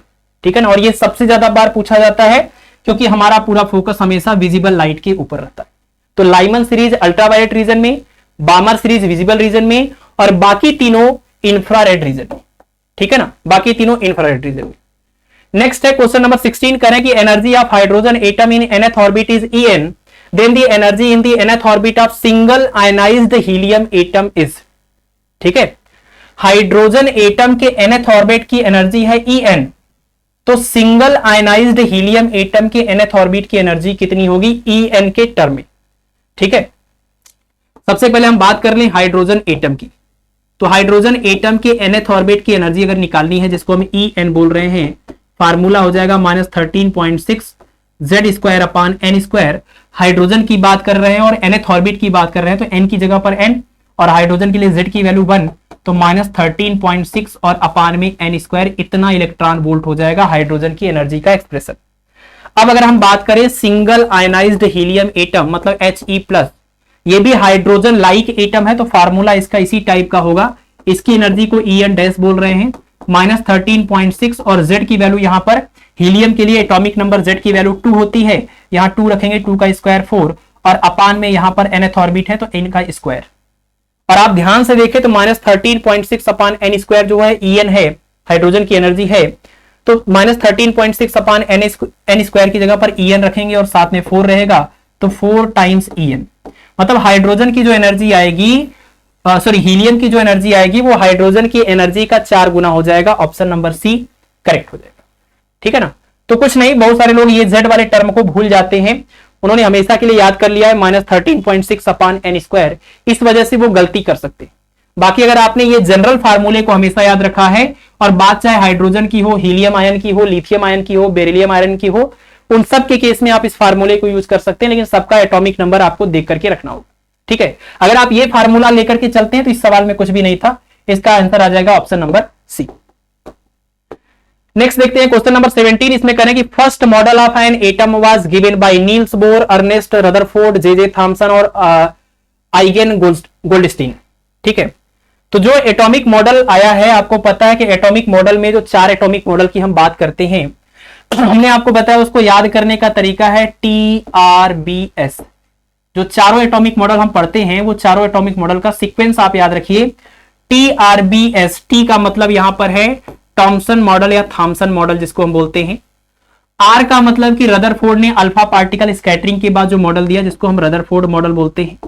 रदरफोर्ड ने पहली बार इस मॉडल को प्रस्तावित करने के लिए न्यूक्लियस की कल्पना करी थी। इसके पहले न्यूक्लियस जैसी चीज एग्जिस्ट नहीं करती थी हमारी थियरी में, प्रैक्टिकली तो थी ही। और उसके बाद फिर बोहर का एटॉमिक मॉडल आया जिसको हम बोहर्स थियरी बोलते हैं, जिसके लिए सारे फार्मूले हम पीछे भी डिस्कस कर रहे हैं, रेडियस का, वेलोसिटी का और एनर्जी का। और लास्ट में सोमरफील्ड ने बोहर के एटॉमिक मॉडल को एक्सटेंड किया और ये बताया कि इलेक्ट्रॉन जो है वो न्यूक्लियस के चारों ओर सिर्फ सर्कुलर ऑर्बिट में नहीं बल्कि इलिप्टिकल ऑर्बिट में भी घूमते हैं। इसको हम बोहर सोमरफील्ड मॉडल भी बोलते हैं, ठीक है ना। तो ये सोमरफील्ड ने अपना एटॉमिक मॉडल दिया। तो इस तरीके से ये चारों एटॉमिक मॉडल जिस जिस सीक्वेंस में आपके डेवलप हुए हैं उस सीक्वेंस को याद करने के लिए आप ये नाम याद रखें, TRBS, थॉमसन, रदरफोर्ड, बोहर और सोमरफील्ड। तो सबसे पहला मॉडल जो दिया था वो थॉमसन ने दिया था, यानी ऑप्शन नंबर सी करेक्ट हो जाएगा। ठीक है, चलिए आगे बढ़े, आगे बढ़ते हैं। अगला क्वेश्चन देखिए, क्वेश्चन नंबर 18। इसमें कह रहे हैं the difference in angular momentum of electron in two adjacent orbit of hydrogen atom is. Hydrogen atom के दो लगातार कक्षाओं के बीच में, यानी उन कक्षाओं का जो अपना एंगुलर मोमेंटम होता है उसका डिफरेंस आपको बताना है। और बोहर का जो थियरी आपने पढ़ा है, बोहर की थियरी में आपने 3 पोस्टुलेट पढ़े, उसमें से 2 बड़े इंपॉर्टेंट पोस्टुलेट थे। सबसे पहला आपने पढ़ा हुआ था, सबसे तीसरा जो था वो था आपका बोहर का frequency condition E2 - E1 equal to h nu. और सबसे पहला कंडीशन आपने पढ़ा था बोहर्स क्वांटाइजेशन कंडीशन, जो ये कहता है कि न्यूक्लियस के चारों ओर इलेक्ट्रॉन केवल और केवल उसी ऑर्बिट में घूमते हैं जिसमें इलेक्ट्रॉन का एंगुलर मोमेंटम h/2π का इंटीग्रल मल्टीपल होता है। और यहां बात एंगुलर मोमेंटम की ही हो रही है, ठीक है। तो आपने बोहर के क्वांटाइजेशन कंडीशन से पढ़ा है कि एंगुलर मोमेंटम J या फिर mvr is equal to h/2π का इंटीग्रल मल्टीपल। और 2 लगातार ऑर्बिट की बात हो रही है। अगर हम इस वाले ऑर्बिट को हम nth ऑर्बिट बोलें तो इसके जस्ट बाद वाले को हम बोलेंगे n+1, है ना। तो nth ऑर्बिट का एंगुलर मोमेंटम होगा nh/2π। तो उसके जस्ट बाद वाले का जो एंगुलर मोमेंटम आप निकालेंगे वो आपका कितना हो जाएगा, ये हो जाएगा आपका mv1 मतलब mv'(r) इज इक्वल टू यहां पर हो जाएगा n+1 और उसके बाद h/2π, ठीक है ना। इसके जस्ट बाद वाला +1 करने से आएगा, या इसके जस्ट पहले वाले का भी आप निकाल सकते हैं, माइनस करके निकाल देते तब भी डिफरेंस करने से आंसर आएगा, ठीक है। तो आपको इन्हीं दोनों 2 लगातार ऑर्बिट के एंगुलर मोमेंटम का डिफरेंस बताना है, यानी J1 - J2 या कह लीजिए J2 - J1, क्योंकि J2 की वैल्यू J1 से ज्यादा है, ठीक है। तो इसका डिफरेंस करना है n+1 h/2π और माइनस n h/2π। h/2π को कॉमन ले लेंगे तो ब्रैकेट में पहले पार्ट से मिलेगा n+1, दूसरे से n से n कैंसिल, 1 से मल्टीप्लाई करेंगे, h/2π option number B correct हो जाएगा। इसको हम बोलते हैं बोहर का क्वांटाइजेशन कंडीशन, ठीक है, बोहर का क्वांटाइजेशन कंडीशन। सबसे पहली कंडीशन बोहर की थियरी की यही थी, ठीक है। नेक्स्ट देखिए, क्वेश्चन नंबर 19 में कह रहे हैं कि in the Bohr model of hydrogen atom let R, V and E represent the radius of orbit, speed of electron and total energy of electron respectively. Which of the following quantity is proportional to the quantum number n? मतलब principal quantum number n, ठीक है। R radius है, V velocity है और E energy है। आपको पता है जो रेडियस होता है वो आपने फार्मूला रेडियस का देखा, ε0 n² h²/πmze²। तो वहां से आपने देखा कि R प्रोपोर्शनल टू क्या मिल रहा है, n का स्क्वायर। फिर आपने वेलोसिटी वाला भी एक्सप्रेशन देखा, वेलोसिटी का आपने आपको बताया ze²/2ε0 nh। यहां से पता चल रहा है कि velocity v proportional to 1/n। फिर आपने एनर्जी का भी एक्सप्रेशन देखा, -13.6/n², उसके साथ में z², यानी एनर्जी प्रोपोर्शनल टू 1/n², ठीक है ना। यहां पर हम रेडियस का फार्मूला लिख देते हैं, ε0 n² h²/πmze²। तो यहां से भी पता चल रहा है कि R proportional to n², V proportional to 1/n, E proportional to 1/n²। आपसे सवाल में ये कह रहे हैं कि इन चारों ऑप्शन में से देख के बताइए कौन सा टर्म है, कौन सा एक्सप्रेशन है जो principal quantum number small n के डायरेक्टली प्रोपोर्शनल है, ठीक है ना, जो डायरेक्टली प्रोपोर्शनल है प्रिंसिपल क्वांटम नंबर n के। तो आप देखिए R प्रोपोर्शनल टू n² है और V प्रोपोर्शनल टू 1/n है। अगर हम R और V को दोनों को मल्टीप्लाई करें तो यहां पर एन स्क्वायर और यहां अपान में एन, तो एन स्क्वायर इंटू में 1 अपान एन, एक एन से एक एन कैंसिल हो जाएगा, यानी आर इंटू वी जो है वो प्रिंसिपल क्वांटम नंबर एन के डायरेक्टली प्रोपोर्शनल हो जाएगा। यानी इस क्वेश्चन का आंसर हो जाएगा आर इंटू वी या V into R, option number A. इसके अलावा कुछ और किसी रेशियो में पूछते कि इसके प्रोपोर्शनल है या इनवर्सली प्रोपोर्शनल है, आप इनमें से किसी और का प्रोडक्ट कर सकते थे। ठीक है, तो रिलेशन यही है, बाकी वो कुछ भी पूछ सकते हैं, किसी भी तरीके से पूछ सकते हैं। और ये तीनों फार्मूले आपको याद ही हो गए होंगे अब तक। ठीक है, चलिए आगे बढ़ें। अगला क्वेश्चन लिखिए, क्वेश्चन नंबर 20। इसमें कह रहे हैं कि when hydrogen atom is raised from ground state to an excited state, जब हाइड्रोजन एटम को ग्राउंड स्टेट से एक्साइटेड स्टेट में ले जाते हैं, मतलब उसका जो नंबर ऑफ ऑर्बिट एन की वैल्यू है वो जब बढ़ाते हैं, तो पोटेंशियल एनर्जी और काइनेटिक एनर्जी पर क्या फर्क पड़ता है। ठीक है, तो पोटेंशियल एनर्जी और काइनेटिक एनर्जी पर क्या फर्क पड़ता है, यह पता करने के लिए आपको काइनेटिक एनर्जी और पोटेंशियल एनर्जी का ऐसा एक्सप्रेशन डिराइव करना होगा जिसमें प्रिंसिपल क्वांटम नंबर एन आता हो, नंबर ऑफ ऑर्बिट एन आता हो। फिर उसके बेसिस पर हम बता सकते हैं कौन बढ़ेगा और कौन घटेगा, क्योंकि हम इसको ग्राउंड स्टेट से एक्साइटेड स्टेट में ले जा रहे हैं, यानी एन की वैल्यू बढ़ा रहे हैं, एन की वैल्यू बढ़ा रहे हैं। तो काइनेटिक एनर्जी का एक्सप्रेशन क्या है, काइनेटिक एनर्जी का एक्सप्रेशन है हाफ एम वी स्क्वायर। आपको पता ही है, अभी हमने एक क्वेश्चन भी किया था शुरुआत में जब रेशियो की बात हो रही थी। तो हाफ एम और वी की वैल्यू क्या है, वी की वैल्यू है Z E square upon 2 epsilon not N H, ये है। तो यहां से एक चीज अगर आप देखें, चलिए सबको मल्टीप्लाई कर लेते हैं, ये कितना हो जाएगा, ये हो जाएगा 1 अपान 2 एम और जेड स्क्वायर ई पावर 4 अपान, यहां से आएगा 4 एप्सिलॉन नॉट एन स्क्वायर और एच स्क्वायर, 4 इंटू 2 करिएगा, इसको 8 बन जाएगा, और ये काइनेटिक एनर्जी का एक्सप्रेशन आ गया। ठीक है, आपको पता चल गया के जो है वो एन के ऊपर कैसे डिपेंड करता है। दूसरा, अगर पोटेंशियल एनर्जी की बात करें तो उसके लिए फार्मूला यही था 1 अपान 4 पाई एप्सिलॉन नॉट, चार्जेस का प्रोडक्ट अपान में डिस्टेंस, न्यूक्लियस का चार्ज और आउटर ऑर्बिट के इलेक्ट्रॉन का चार्ज और उनके बीच का डिस्टेंस जो है जिसके रेडियस बोलेंगे। और रेडियस वाले एक्सप्रेशन को क्या लिखेंगे, इसको हम लिखेंगे R equal to epsilon not an square H square upon pi M Z square, है ना, 4 नहीं है, पाई एम जेड ई स्क्वायर। और ये पूरा पार्ट ऊपर जाएगा, पाई से ये पाई कैंसिल भी होगा, आपको मिलेगा माइनस में जेड स्क्वायर ई पावर 4 साथ में एम, और अपान में मिलेगा यहां से 4 एप्सिलॉन नॉट एन स्क्वायर और क्या एच स्क्वायर। अब आप देखिए इक्वेशन नंबर 1 और इक्वेशन नंबर 2 को, बाकी सारी चीजों को आप न्यूमेरिकल वैल्यू को छोड़ दीजिए, सिर्फ आप इतना देखिए कि काइनेटिक एनर्जी पर क्या फर्क पड़ेगा अगर हम ग्राउंड स्टेट से एक्साइटेड स्टेट में इलेक्ट्रॉन को ले जाएं, यानी कि नंबर ऑफ ऑर्बिट जो है वो हम बढ़ा दें। तो अगर आप n की वैल्यू बढ़ाएंगे तो k की वैल्यू घटेगी, क्योंकि इनवर्सली स्क्वायर की प्रोपोर्शनल है। तो अगर n की वैल्यू बढ़ेगी तो k की वैल्यू घटेगी, मतलब काइनेटिक एनर्जी घटेगी। दूसरा, यहां पर देखिए, यहां पर भी n जो है वो नीचे ही है, यानी इनवर्सली प्रोपोर्शनल ही है, लेकिन माइनस भी लगा हुआ है, ये भी ध्यान रखना है। और माइनस में जो वैल्यू जितनी कम होती है वो एक्चुअल में मैथमेटिकली उतनी ज्यादा होती है। तो अगर आप n की वैल्यू बढ़ाएंगे तो ये पूरी न्यूमेरिकल वैल्यू घटेगी, और माइनस में जो न्यूमेरिकल वैल्यू जितनी कम होती है वो एक्चुअल में उतनी ज्यादा बढ़ रही होती है ना। तो यहां n की वैल्यू बढ़ाने से एक्चुअल में ये पूरा नंबर बढ़ रहा है, क्योंकि माइनस लगा हुआ है, यहां प्लस लगा हुआ था, तो n की वैल्यू बढ़ाने से ये पूरी वैल्यू घटेगी। तो जब आप उसको ग्राउंड स्टेट से एक्साइटेड स्टेट में ले जाएंगे तो जो काइनेटिक एनर्जी है वो घटेगी और जो पोटेंशियल एनर्जी है वो बढ़ेगी, पोटेंशियल एनर्जी बढ़ेगी, माइनस लगा हुआ है। ठीक है, तो काइनेटिक एनर्जी घटेगी और पोटेंशियल एनर्जी बढ़ेगी। आप देख लीजिए, kinetic energy decreases and potential energy increases, option number A correct हो जाएगा। ठीक है, ठीक है ना। चलिए आगे बढ़ते हैं, अगला क्वेश्चन देखते हैं, क्वेश्चन नंबर 21। इसमें कह रहे हैं कि if the electron in the hydrogen atom jump from third to second orbit, what is the wavelength of the emitted radiation. ये सवाल तो आई थिंक शुरुआत में ही किया हमने, फिर से आप इसको देख लीजिए। अगर थर्ड वाले ऑर्बिट से सेकंड वाले ऑर्बिट में इलेक्ट्रॉन जा रहा है, मतलब हायर एनर्जी लेवल 3 हो जाएगा और लोअर एनर्जी लेवल 2 होगा। ये क्वेश्चन रिपीट हो गया आई थिंक। तो फार्मूला देख लीजिए, 1 upon lambda is equal to R, और ये हो जाएगा 1 अपान लोअर एनर्जी लेवल का square minus 1 upon upper level energy का स्क्वायर।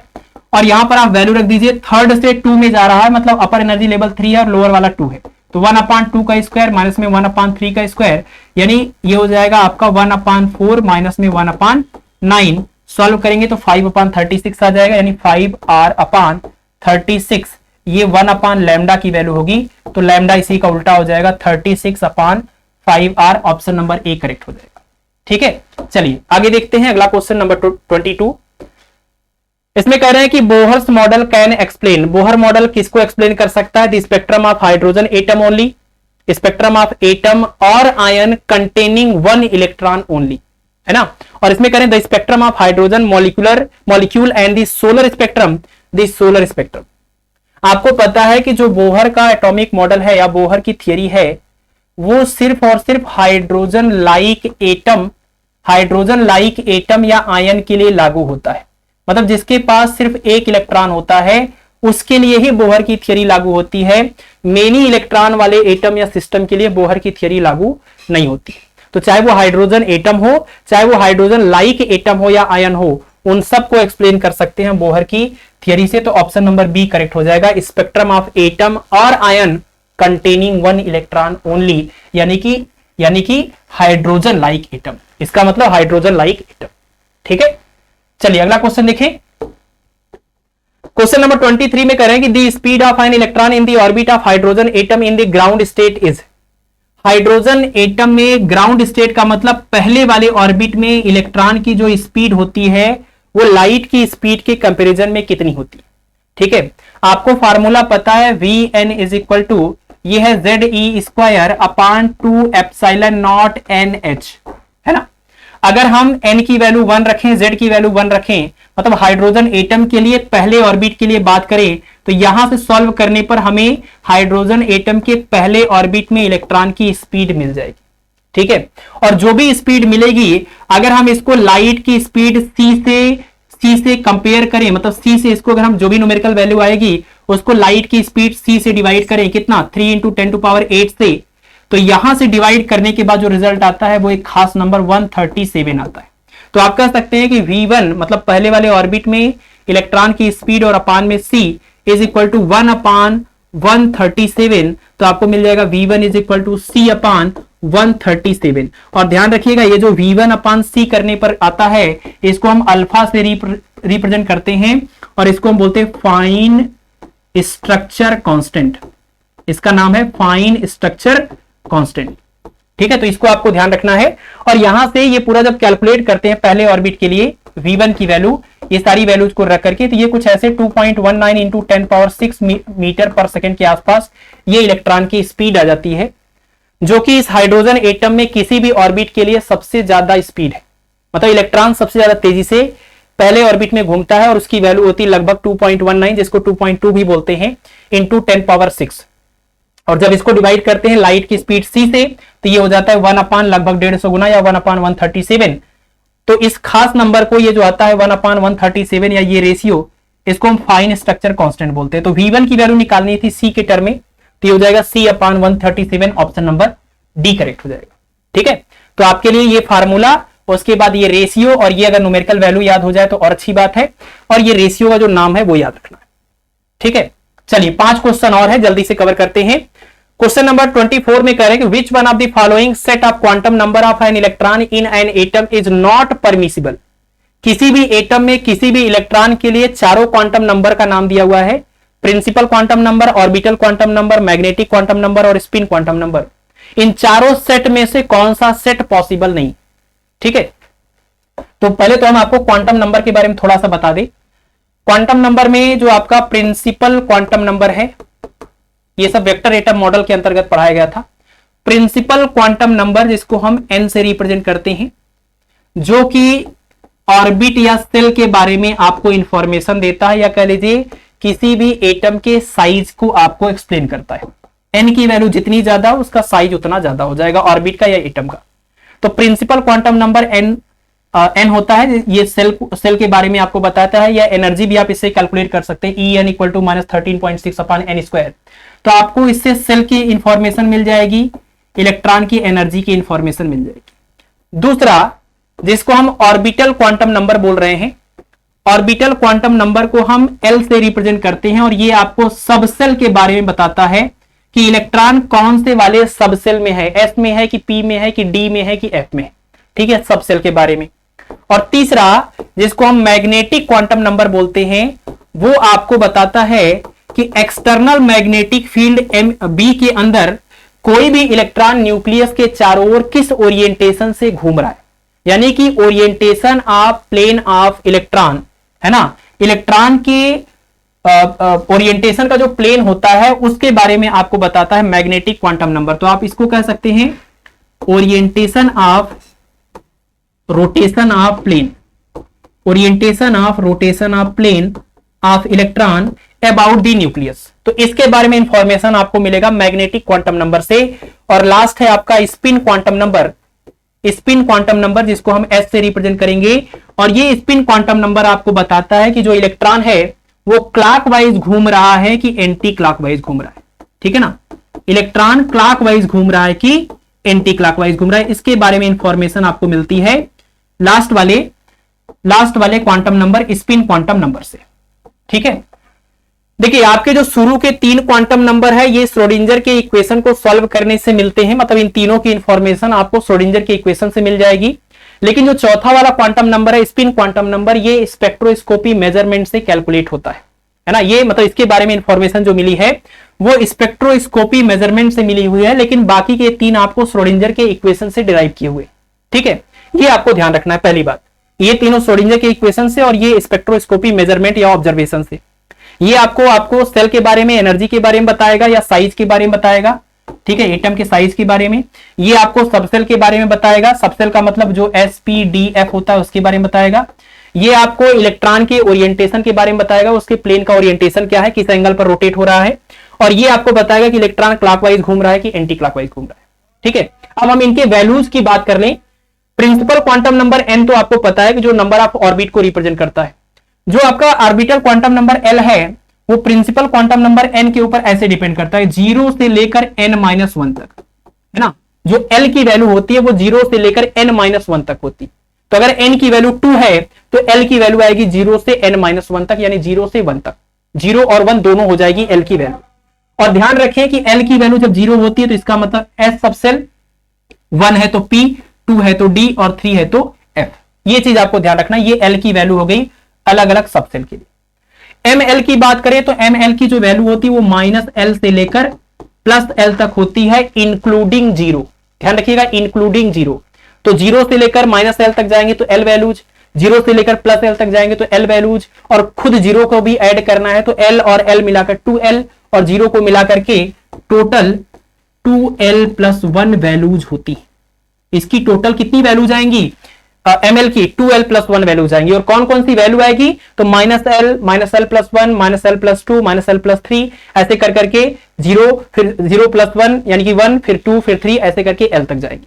ठीक है, तो ml की वैल्यू -L से +L तक, L की वैल्यू 0 से n-1 तक।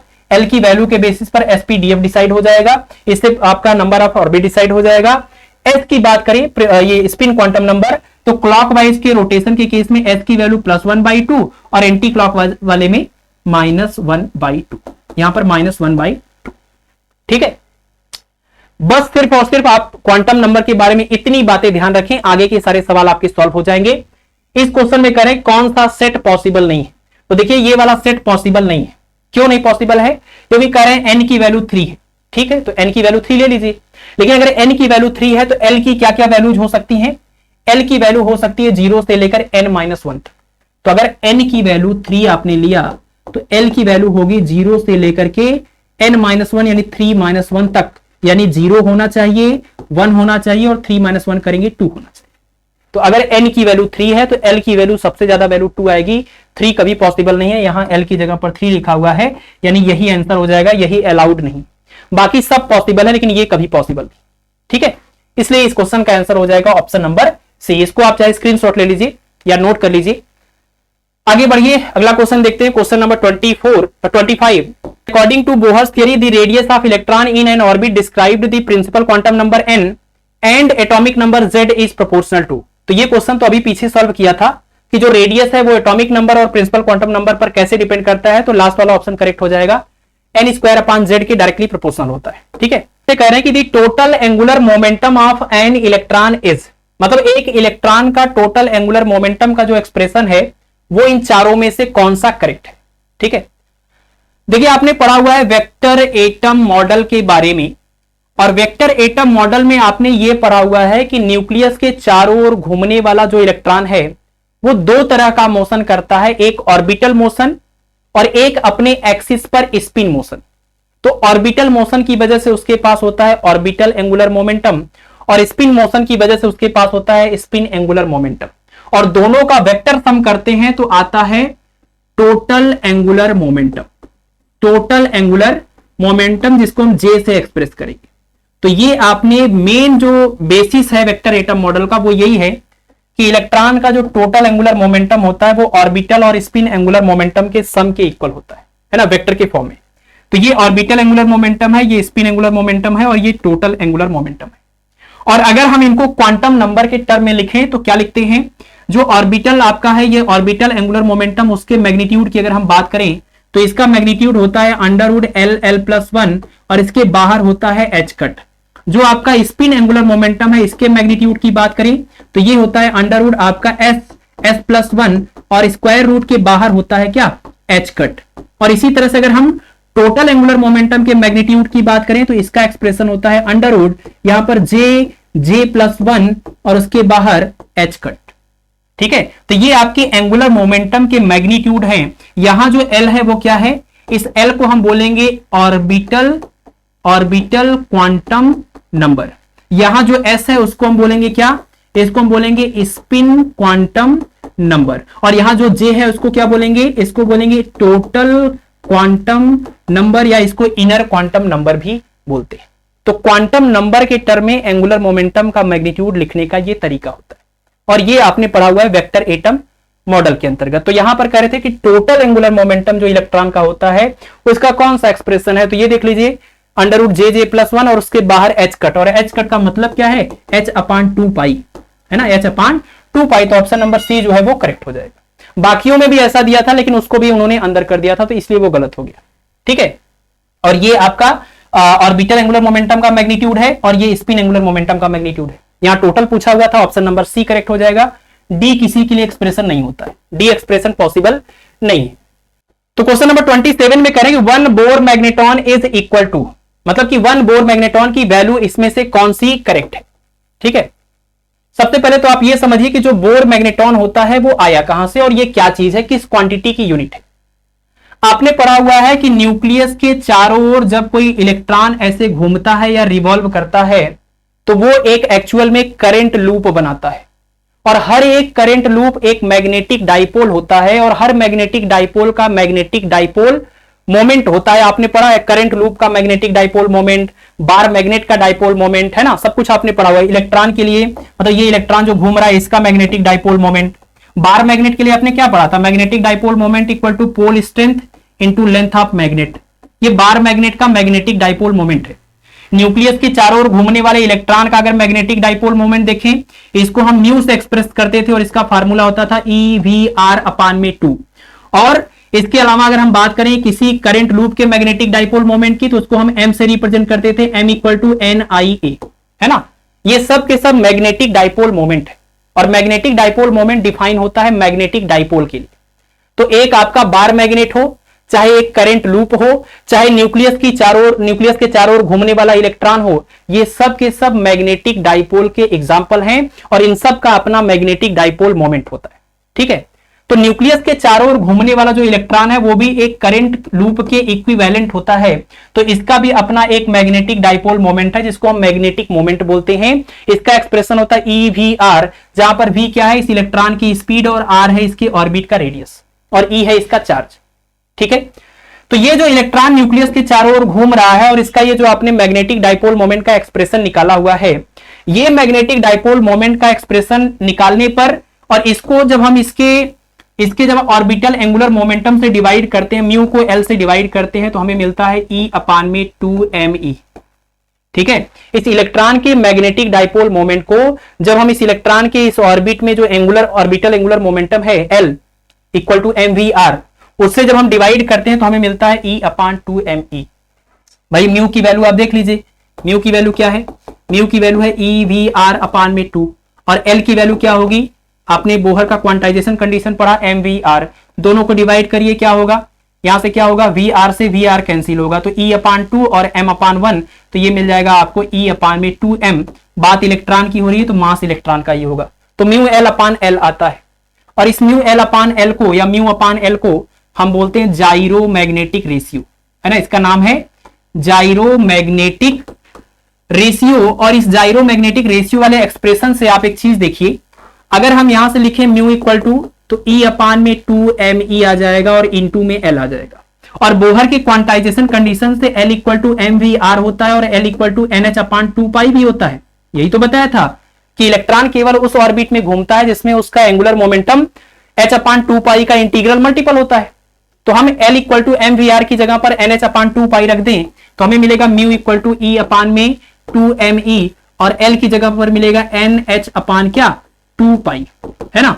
और आप देखिए यहां से क्या होगा, यहां से आपको मिलेगा कुछ यहां से कैंसिल हो सकता है, तो nh अपान 2 ठीक है। तो इसको आप लिखिए, this implies that mu equal to E H upon 4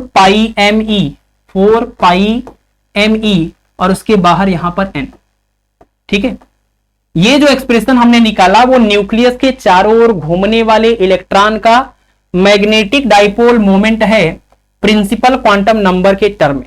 ये भी है मैग्नेटिक डाइपोल मोमेंट, लेकिन इसमें प्रिंसिपल क्वांटम नंबर नहीं आया है, ये रेडियस और वेलोसिटी के टर्म में, और ये प्रिंसिपल क्वांटम नंबर के टर्म में। तो एक इंपॉर्टेंट टर्म तो आप याद रखिए, जाइरोमैग्नेटिक रेशियो।